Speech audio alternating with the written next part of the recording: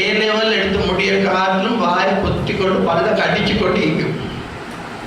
எப்போ ஓ லெவல் ஏ லெவல் எடுத்து அந்த இதுக்கு வந்துருச்சோ அந்த புள்ள இப்ப ரிட்டர்ன் கேட்கும்.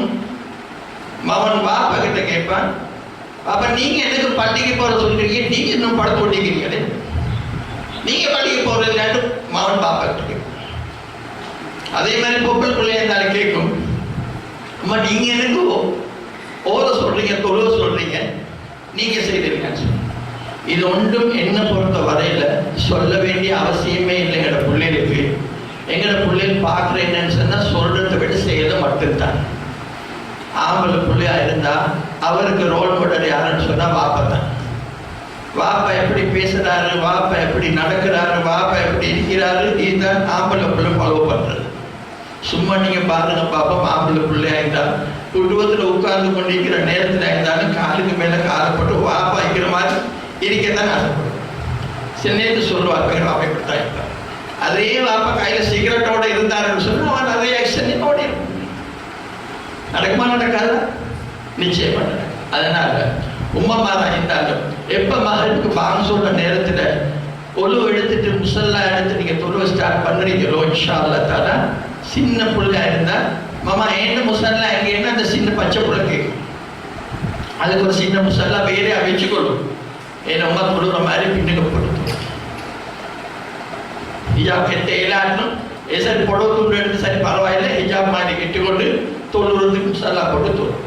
என்ன சொல்லுவாருன்னு சொன்னா எங்க பேச்சில சாராம்சம், எங்களோட பிள்ளைகள் எதிர்காலத்துல நல்ல ஒரு வளமான எதிர்காலமா அமைஞ்சு எங்களோட பிள்ளைகள் எல்லாம் நல்ல பிள்ளைகளா அமையணும் சொன்னா இன்னைக்கு மூத்தவங்களா இருக்கக்கூடிய நானும் நீங்களும் அவங்களுக்கு உதாரணமாக எக்ஸாம்பிளா இருக்கணும். அவங்களுக்கு நாங்கள் ரோல் மாடலா இருக்கணும்.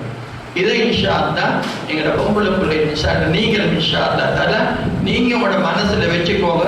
உங்களோட பிள்ளைக்கு நீங்க சொல்லி கொடுக்கறதை விட, பேச்சால சொல்றதை விட நீங்க செயலால செஞ்சு காட்டினீங்கன்னு சொன்னா உங்களோட பிள்ளைகளுக்கு இன்ஷா அல்லாஹ் எதிர்காலத்துல நீங்க விரும்பக்கூடிய நல்ல பிள்ளைகளாக நாட்டுக்கும் வீட்டுக்கும் நாட்டுக்கும் பிரயோஜனம் தரக்கூடிய பிள்ளைகளாக இன்ஷா அல்லாஹ் அமைவாங்க.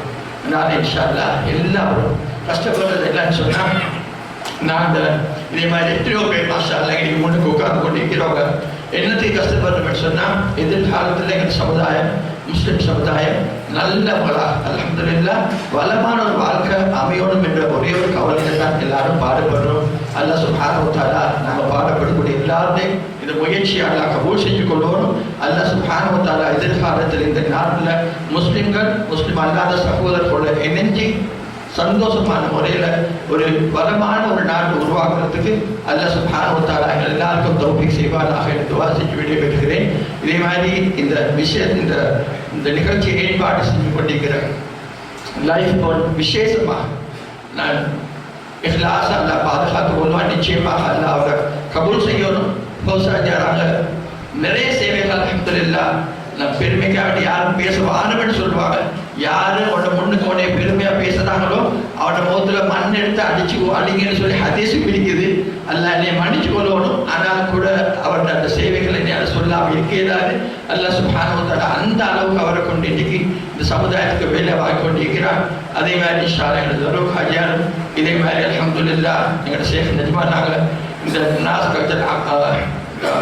நாஸ்கத்தர் சென்டர்ல நிறைய சேவைகளை மாஷா அல்லாஹ் எங்களோட சமுதாயத்தை செஞ்சு கொண்டு போறாங்க. மாஷா அல்லாஹ் இந்த அத்தனை சேவைகளையும் அல்லாஹ் கபூல் செஞ்சு இன்ஷா அல்லாஹ் எதிர்காலத்தில் இதை விட பலமான முறையில் இவங்களோட சேவைகளை செஞ்சு கொண்டு போறதுக்கு அல்லாஹ் சுப்ஹானஹு வ தஆலா இவங்களுக்கு சக்தியையும் தைரியத்தையும் வளத்தையும் கொடுத்தருவானாக என்று துஆ செஞ்சு கொண்டு விடைபெறுகிறேன்.